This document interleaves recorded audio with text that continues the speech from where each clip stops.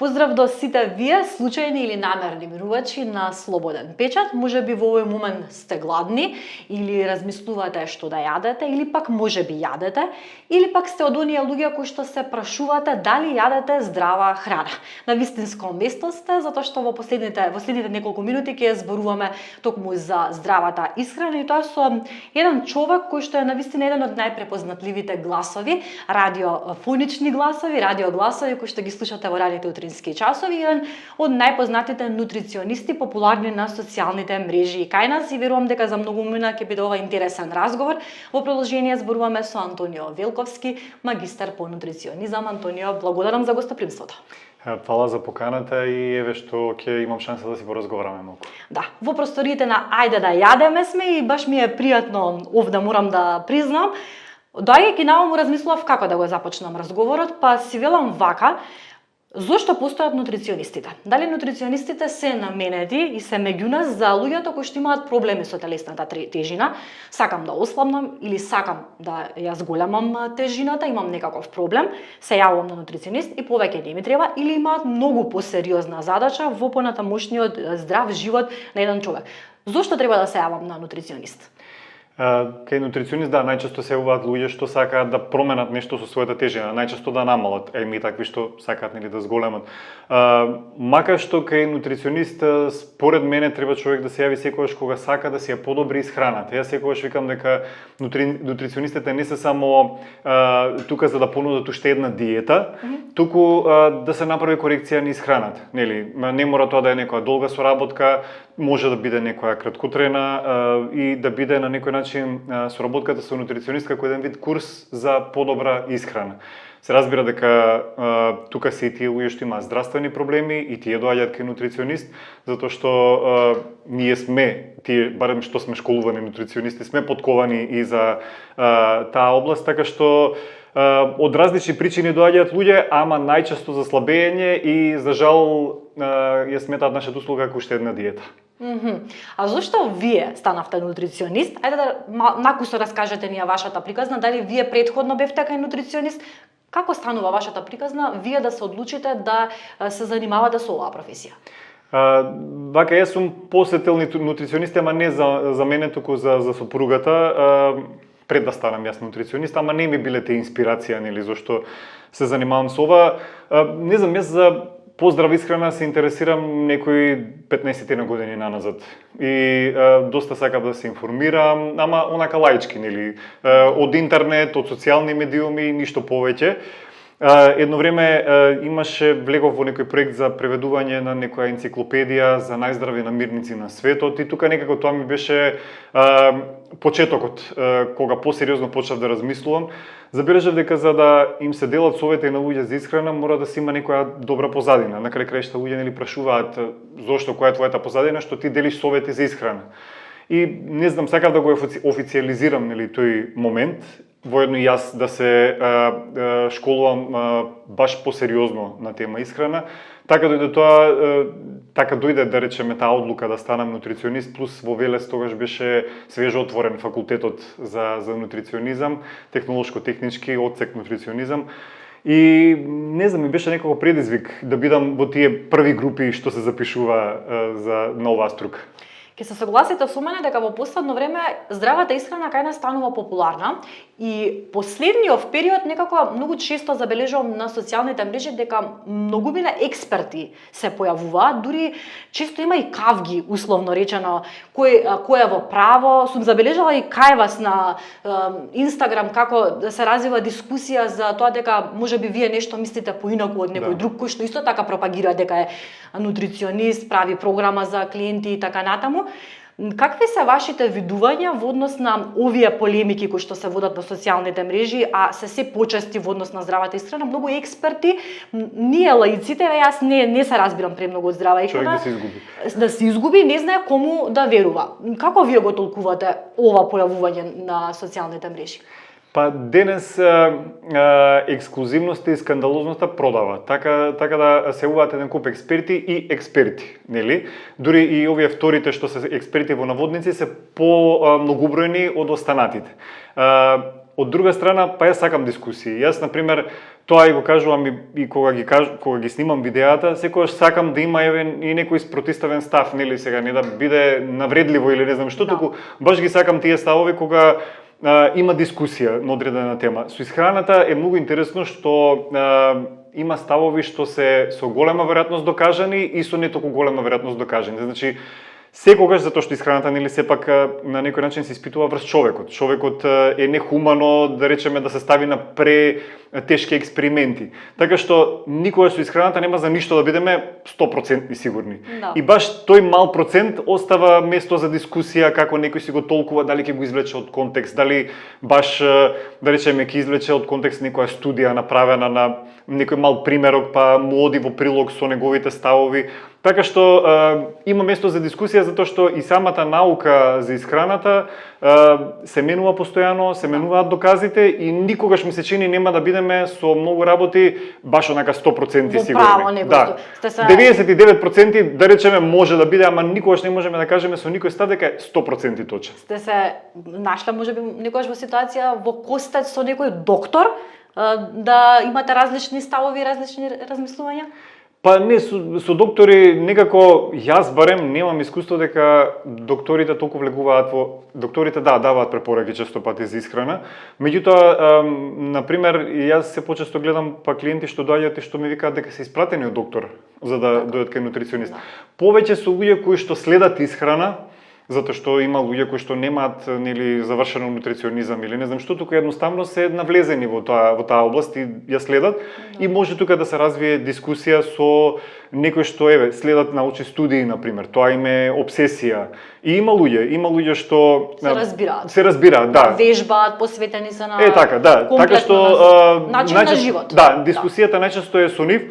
Секогаш има нели и за и против, пак ќе речам, не мора да значи дека секогаш сум јас во право или тие се, па затоа се тука дискусиите за да се дознае нешто повеќе, па некогаш јас дознавам нешто повеќе од тие дискусии. Така. Се мерат калории, се почесто некако сите се повеќе и повеќе се интересираме и сакаме да имаме здрав начин на исхрана, се ставаат на вага јагле, хидрати, масти и така натаму. Тоа е и добро е да има такви полемики. Кога се слушнавме и договаравме за овој разговор, ми рековте на прашањето кое што сакам да ви го поставам како се развива и во која насока од нутриционизмот во Македонија, рековте дека ова ви е една од поболните теми. Зошто?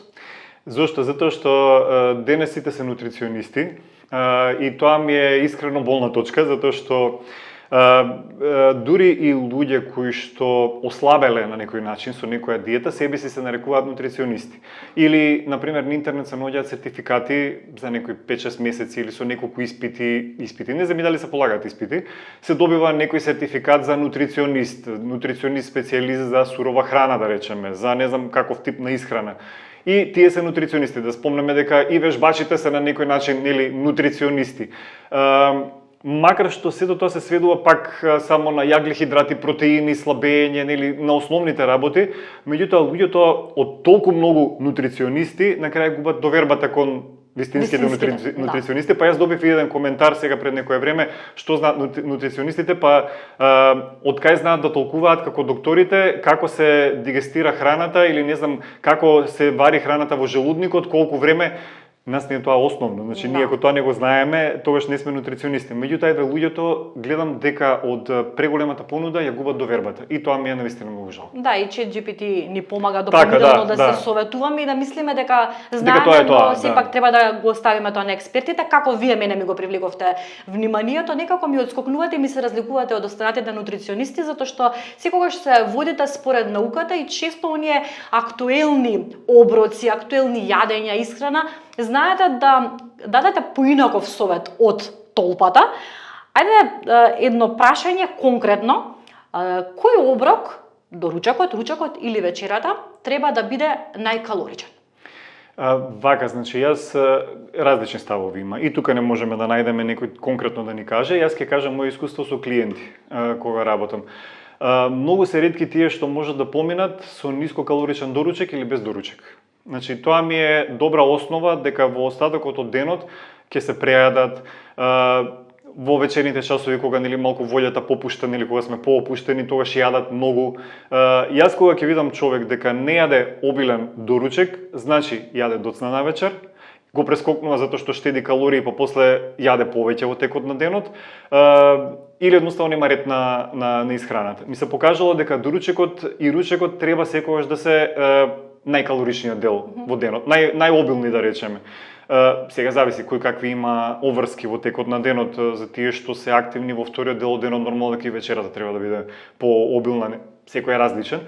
Меѓутоа ми се покажало дека доручекот и ручекот се многу битни.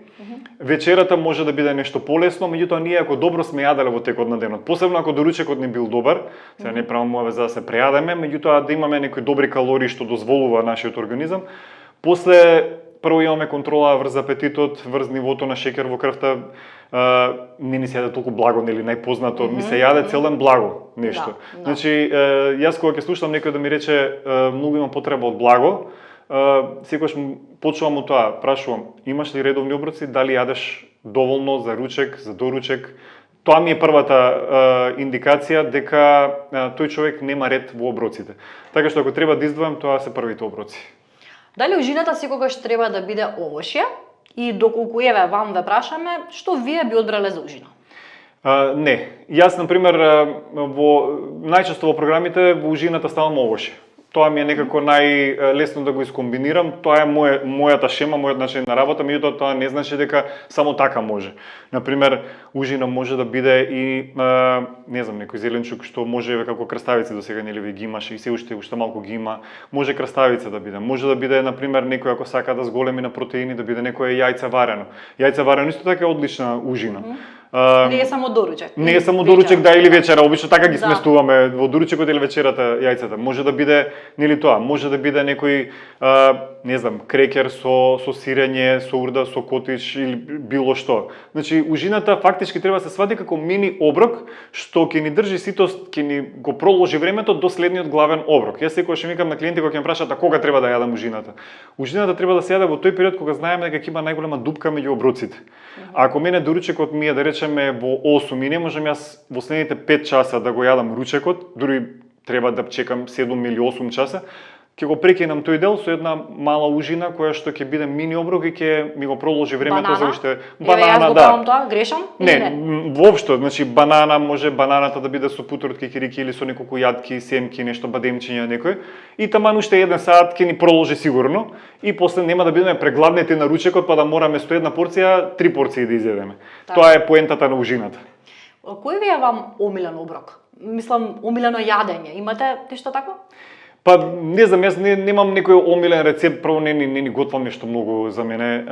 Јас на пример еве сега зелките излегоа и се израдував затоа што можам да си правам салати, јас правам оброци салати, многу ми се убави тие, затоа што не бараат нешто спремање, готвење. Сега многу ги сакам тиквиците и модрите патлиџани, па не знам некои мусаки такви ми се баш убави со доматни сосови. Кај што се вклучува доматен сос, јас сум тука веќе за. Многу ги сакам доручеците кои што еве вака имаат некој интегрално лепче, ама јас си правам леп затоа што не знам почнав да станувам пребирлив многу за лебовите, за вкусот на лебот, нели? Така што го сакам со некои хумуси, со јајце, ама во секој случај гледам да не е нешто многу готвено. Гледам да е нешто побрзински, а да е хранливо од друга страна. Антонио, дали правиме грешка кога мешаме месни и млечни производи? Тоа го дискутирав, баш имаше дискусија под едно мое видео. Значи, воопшто не е проблем да се мешаат различни типови на протеини, односно различни извори на протеини, затоа што организмот им доволно е опремен кај нас за да може да ги разложи, да ја разложи таа храна. Луѓе многу имаат погрешен став дека ние кога ја јадеме храната, таа има различна брзина на варење, да речеме, дека се создава некој закочен сообраќај во желудникот. Не, ние кога ја јадеме храната, прво ја џвакаме и после стигнува во желудникот каде што се меша нели со желудечната киселина и тука станува на некој начин течност. Значи остануваат само компонентите од храната. И потоа како е храната подготвена за дигестија понатаму оди во тенкото црево. И тоа е непрекинат процес. Тука доаѓаат ензими во комбинација кои што ја разложуваат храната. Така што храната постепено се разложува во текот на дигестивниот тракт, нели, додека оди низ дигестивниот тракт и нема потреба да се раздвојува едно со друго, па не знам, тоа се варело побрзо, тоа се варело побавно. организмот ќе се снајде секако со се, ако на некого му одговара таква комбинација, зошто да не? Во контекст на ова, постојат митови ли се или факти, вие ќе ми кажете, дека не треба да се мешаат и две или повеќе од два типа на млечни производи, повеќе од два типа на месни производи. Според вас, кои се да речеме, популарните вакви митови кои што не се вистина и не би требало да веруваме дека не треба да ги мешаме? Во контекст на овој одговор. Да, еве сега баш како во сличен стил со ова за јаглихидратите и протеините дека не треба да се мешаат, мислам дека тоа е болна тема. Тоа е тема што секогаш ќе се дискутира. Веројатно затоа што беше била популарна некаде 70-тите години и тоа доста земала замав, дури има и некои книги пишувано тоа што и подоцна нели со текот на времето докажа дека не е точно тоа. Како што се бива со науката за храна, нели и денеска некои ставови што ги имаме, можеби по некои 20 години ќе се покажат неточни. А денес сме верувале во тоа. Луѓе сметаат дека јаглихидрати и протеини никако не се мешаат, тогаш ако е така не треба да јадеме никогаш леќа, граф и наут или затоа што тие се во голем, да не речам 60% јаглихидрати и останатото се протеини, дури и наутот има 1% добар и масти. Така што тогаш не би требало никош да ги имаме во исхраната.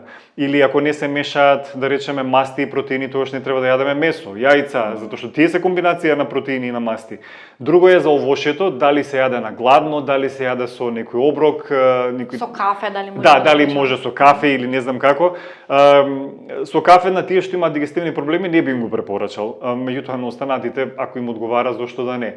Или дали се јаде самостојно или со некој оброк. Пак ќе речам индивидуално е. Например, многу добро е место десерт да се изеде една 2-3 парчиња торта, подобро да изедеме јаболко ако некој сака како десерт, отколку торта. Дури и за луѓе што имаат потешка регулација на шеќерот во крвта, како што се оние со инсулин резистентност, дури и пожелно е овошјето да го јадат во склоп на оброкот. Така што нема црно и бело. Тие се таквите факти што се строго кажани, овошјето никако со друга храна или овошјето само во исхраната не постои така, не постои нешто што е крајно точно, крајно неточно. Секаде е некаде вистината на средина. Зошто и оние салати, она класична зелена салата со јаболко или со некој овоше е совршена комбинација за вкус. Баш кога сме кај салатите, например, овошјето, фруктозата од овошјето помага да се апсорбира подобро, например, железото од зелениот листен зеленчук.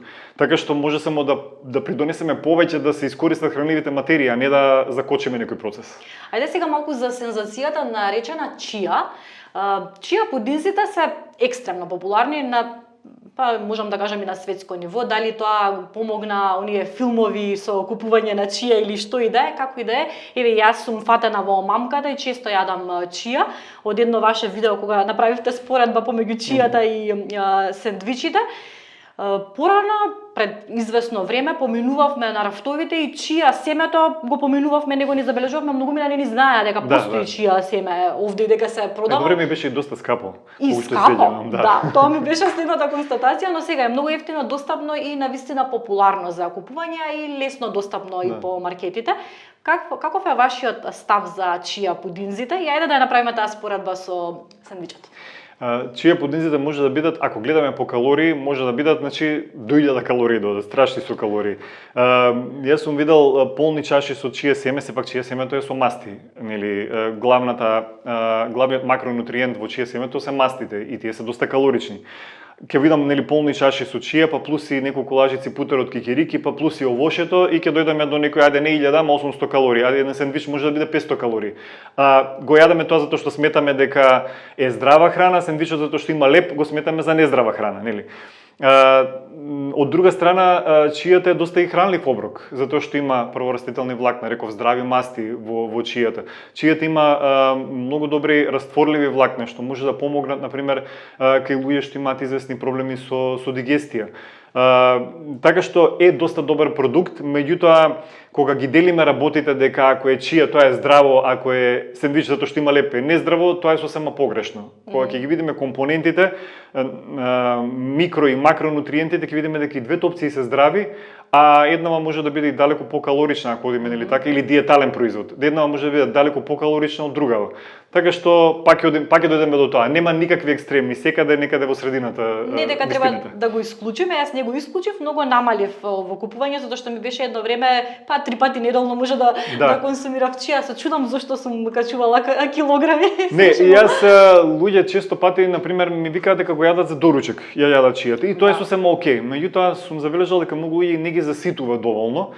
А ние веќе со чијата сме мнеле некои 800 калории со кои сме можеле некој баш содржаен оброк да направиме. Тука некако не ми се вклопува. Јас на пример повеќе чија пудинзите ги ставам можеби или како мала вечера или како ужина, меѓутоа строго исконтролирано колку се става состојки внатре, затоа што помала количина претпоставувам. Да, помала количина, затоа што сепак доаѓаат кај мене луѓе што сакаат претежно да намалат нели тежина и мора да внимавам на тоа. Добро, и чија пудинзите се и вкусни, морам и тоа нема збор тука, за јадење. Кога сме кај трендовите, морам да го опфатам моментот со мача, нешто што е на светско ниво многу популарно, последниве месеци посебно, секаде каде да се сврти да има мача, дури сега го гледам и во одредени производи вметната мача покрај што е нели самостојна како пијалок. Многу ме интересира, верувам дека веќе за многумина е познато. Многумина го пијат затоа што е популарен, има убава боја и за фотографирање и за Инстаграм и се тоа. Супер е за Инстаграм. Супер е за Инстаграм, се согласувам, но еве јас се уште не сум пробала мача. Кажете ми, што е мача? Дали е тоа здрав пијалок или е само еден тренд? Па, тоа е еден од трендовите што, да речем, јас би го поддржал. Затоа што мачата е фактички еден вид на зелен чај. Тоа се чајни листови, што се одгледувани на посебен начин да имаат повеќе хлорофил, да имаат повеќе антиоксиданти, да имаат повеќе аминокиселини, се сушат и се прави на некој начин чај. За разлика од зелениот чај, кај што го искористуваме фактички екстрактот нели од листовите не ги консумираме. Така? Кај мачата и листовите нели се консумира затоа што се до прав сомлени. И мачата нели сега се користи често пати како замена за кафе, затоа што за разлика од кафето не го качува толку кортизолот, односно нема чувство организмот дека е под стрес, како што често се случува со кафето, посебно ако е појако. Плюс ги нема тие осцилации на енергија што обично ги чувствуваме кога пиеме кафе, нели се случува најнаш да сме еуфорични и после да спласне организмот. Со мачата не е така. И дури кафето знае често пати да влијае на нивото на шеќер во крвта, посебно пак ги спомнам луѓето со инсулин резистентност, така што мачата им се препорачува затоа што по-лесно може да се регулира шеќерот во крвта. Нели, подобра опција е од кафето во случаев. Така што зошто да не, нели, ако добро се направи, јас искрено во ковид времињата нешто експериментирав со мача. Дали јас не знаев убаво да ја направам или не знам што, ама некако веќе не ја дадов шанса, а имав добро чувство, да, дури и подобро отколку со кафе. И вкусна е за пиење? Како ќе се направи? Не, значи вака, мачата има мирис што ретко кој може да го поднесе. Треба значи убаво да се направи. Дали со чај, дали со млеко, најчесто со млеко нели се прави. Сега треба да се додаде засладувач, па не знам, можеби некој ванила сируп или не знам што, тогаш веќе би дошло нели цел оброк.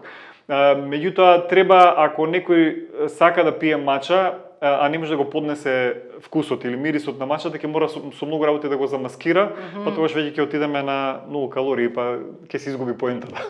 Тогаш веќе нема да пиеме мача. Нема да пиеме, тоа подобро кафе ќе се да пиеме готово. Така. Ајде на кратко, немам уште многу време, само на кратко за популарните диети. Постојано ги гледаме и познатите личности. Ние жените обично сме тие кои што знаеме да се ослониме и сакаме да ги пробаме сите тие диети кои што ги има на сите страни. Има многу и некако трендовски се појавуваат, некои исчезнуваат, некои нови се појавуваат и така натаму. Која е според вас најдобрата диета и каков е вашиот став за диетите? Диети има еден куп, нели, сега мислам дека повеќе Оземпик е популарен отколку и сите GLP-1 лекови, отколку диетите, некако тоа се промовира од запад и полека навлегува нели и кај нас. Гледам од комуникација со луѓе. Мене проблемот со диетите ми е тоа што не се нешто што може долготрајно да се применува. Еве нели целта на диетата што е да ослабеме. Еве ќе ослабеме, ќе достигнеме некоја тежина што ни е посакувана. Што после тоа? Диетата вечно ќе ја држиме таа диета со смути на сабајле за ручек, салата за вечера, една чаша вода? Мислам, не можеме така да функционираме. Така што јас повеќе сум за пореалистичен начин на исхрана, можеби со намалени количини ако веќе човек премногу јаде, премногу се прејадува, или корекција на комбинациите во храната за подолготрено чувство на ситост. Тоа се остварува со најдокажаната диета дека добро делува, тоа е медитеранската.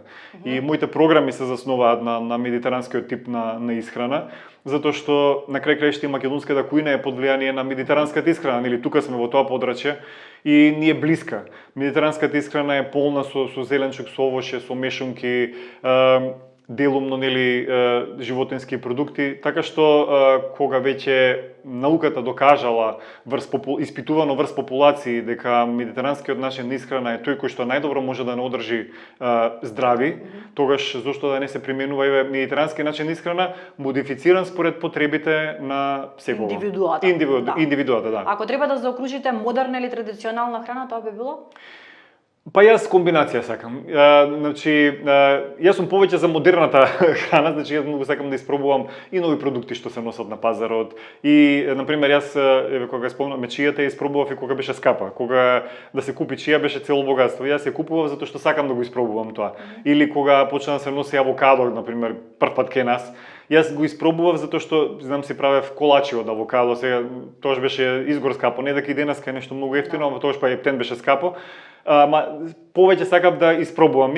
Лично не ги јадам многу традиционалните јадења, не сум некој љубител, меѓутоа гледам дека луѓе, клиенти што доаѓаат кај мене, баш си сакаат традиционална македонска кујна. На баба. Да, па дури и луѓе што веќе не живеат во Македонија, затоа што имам доста клиенти надвор Македонија, ми кажуваат дека дома си готват баш традиционално. Да. И тоа е сосема во ред и ми се допаѓа. Само без таа запрашка која што знае да биде. Не, правиме корекции. Секако дека правиме корекции, во однос на количините на состојките, зејтини, запрашки и слично, што мислам дека не влијае нешто премногу на вкусот, ама традиционалната исхрана, ако некој изрази желба да ја има во неговата програма, ја има секако. И пред да ни направите нешто и да пробаме и ајде да ја јадеме, би сакала уште едно прашање за крај, уште малку започнуваат пости, божикните пости, но еве генерално за постите и за муслиманската и за христијанската вероисповест. Што мислите вие? Каков е вашиот став во однос на постот во исхраната? Постот како што се применува кај нас, зборувам за во христијанската. Значи, затоа што тој ми е близок, за другиот треба малку повеќе да наврзам па да коментирам. Христијанскиот пост е добар начин. Јас секогаш викам да се воведат малку повеќе зеленчуци, овошја, малку да се релаксира организмот со храна која што е полесна за дигестијата. Се разбира ако е добро испланиран, ако правиме муабет за секој ден јадење шпагети и компири, тогаш немаме никаква разновидност. Меѓутоа, растителната храна која што се вклучува во постот е одлична одлична прилика да се вклучи во исхраната и да биде разновидна и да се запознаеме можеби со некои нови намирници. Па ние забораваме дека нас еве кога спомнавме традиционални јадења, тарче граче ни е традиционално јадење. Па ние го забораваме да го направиме преку годината. Еве за постот да се потсетиме дека и такво нешто има на трапезата, дека имаме и леќа, дека има и грашок, дека може да се направат намази од сето тоа, дека постојат зеленчуци кои што се актуелни и во зима, не мора да викаме само јадам салата само во лето. Да. Така што постот ми е одлична прилика за такво нешто, јас затоа имам и книга, затоа ја објавив книгата што беше издадена минатата година, баш да им покажам на луѓе дека постната храна не мора да е досадна. Може да ја модернизираме, да модернизираме постот. Може да се модернизира и да се направи вкусна, што е многу битно. Значи не е само да ги имаме наброено на намирниците, многу е битно таа храна што јадеме да ни биде и вкусна, прифатлива. Да. Благодарам Антонио на овој преубав разговор, верувам дека помогнавме, инспириравме дел од нашите гледачи и ајде да видиме сега што одлучивте да ни подготвите денеска. Па веќе кога спомнавме медитерански стил, сега црвените пиперки се актуелни, па нешто со црвени пиперки, со урда, нешто што може да биде и како предјадење и со компир варен ако се јаде или како главно јадење, кој како сака, може, меѓутоа ролнички со црвени пиперки, па мислам дека ќе бидат хит, еве кој ќе си ги проба, ќе види дека се доста вкусни. Мене веќе ми се пријаде, почитувани, верувам дека уживавте во овој разговор. На самиот крај го гледате како изгледа рецептот, па еве ви една идеја што можете да направите дома.